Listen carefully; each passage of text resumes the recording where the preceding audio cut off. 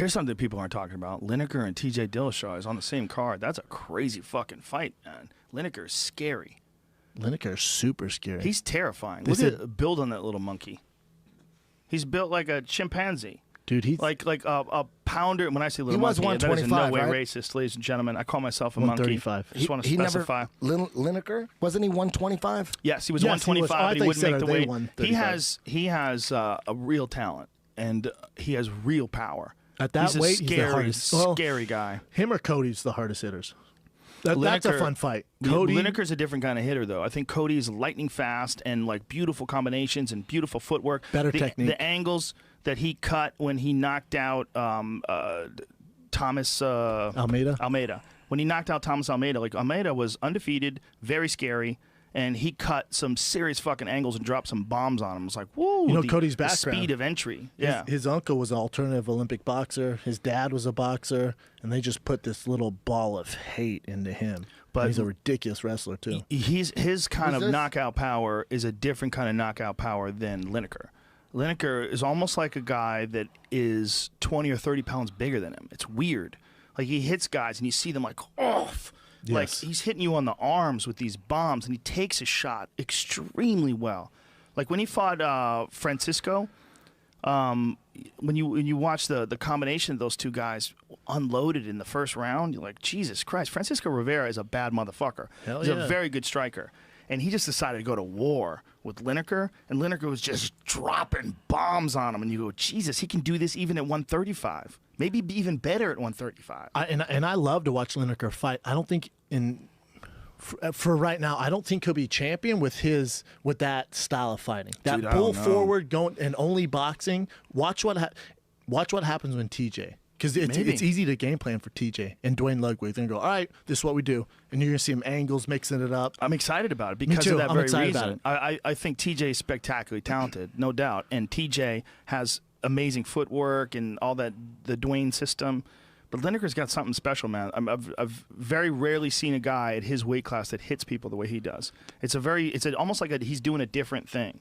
Yeah, it's a different kind of monster. Those fights are very similar, where Cody Garbrandt just needs one to win the fight. Lineker needs one to win the fight. Dominick Cruz footwork's ridiculous. TJ Dillashaw's footwork ridiculous. But you got to think, TJ KO'd Renan Barão twice, dropped him in the first round with a straight right hand. It's not like TJ doesn't have power. And TJ, not Lineker power. He doesn't have the same kind of power, but he's got way more options as far as movement.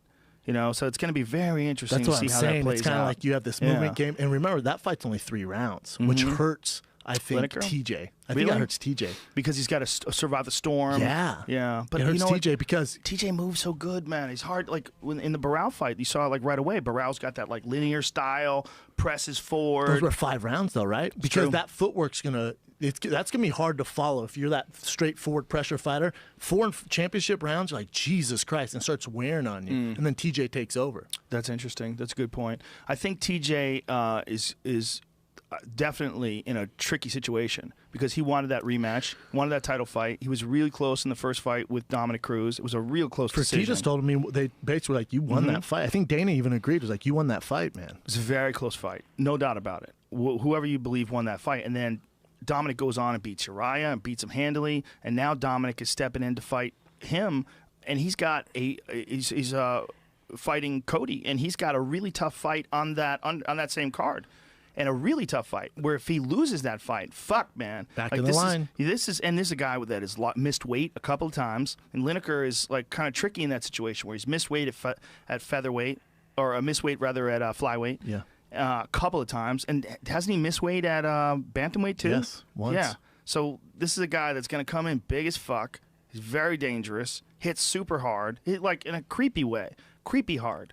Almost like it's almost like a heavyweight fight for TJ because you make one mistake and Lineker lands, it's over. Where if you're fighting Dom, you make some mistakes, you're gonna get lit up. He's not gonna end your night. Pull up Lineker versus McDonald.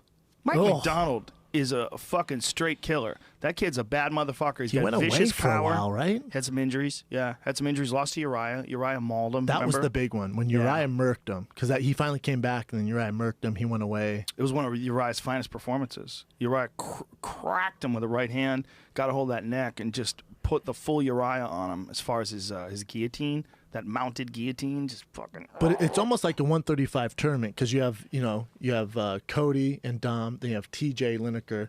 The loser's going to fight the loser. Winner's going to fight the winner. Yeah, let's watch. Check out that. If you could, do you find that fight, Lineker versus Michael McDonald, KO? I had it, but it pulled up a wrong fight for some reason. Oh, these sons of bitches! And I'm not. Here it is. So, like Michael McDonald, like real classical style, real good punching power. Not built like a scary guy, but a vicious knockout artist. Like one of those guys where the body really sort of is very deceptive. And remember, he was like top prospect too. Mm-hmm. He was a big prospect to see Uriah.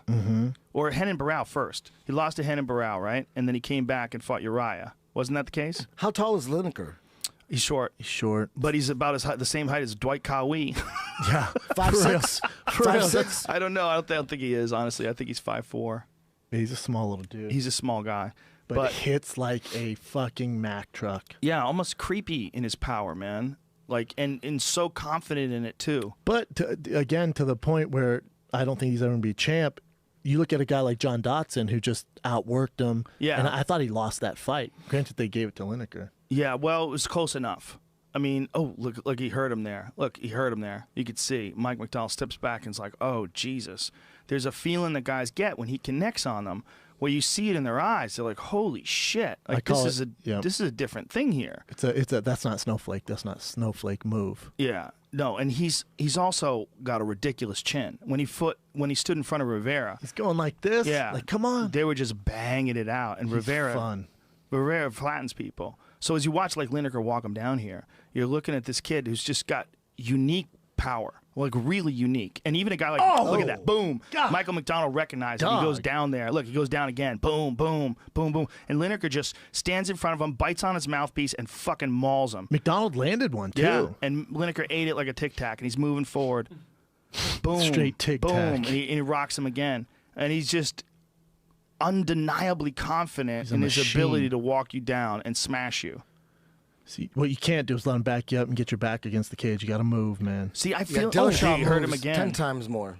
10 times more, 100%. But the question is there going to be exchanges where Dillashaw is inside of his range? And will one of these things land? And once one of those things do land, will Dillashaw continue to engage the same way? Like boom, boom, boom. Or will it be over if it lands? But TJ takes a good shot and has never been a guy to stand in front of you like this. No. And look at that. Boom. You see his head get snapped. At 135, what are we talking about? It's very rare that anybody has that kind of destroying power at that weight. Remember, TJ can wrestle, too. So if they get in close, he'll take his ass down.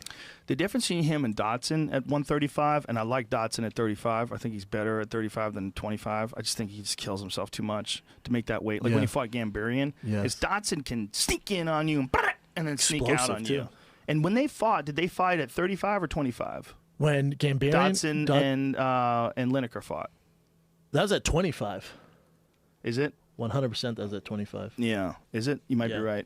I don't think that's the right weight class for Dotson. I think Dotson's both guys. I think both guys are way better off without destroying themselves. Those are fun fights, man.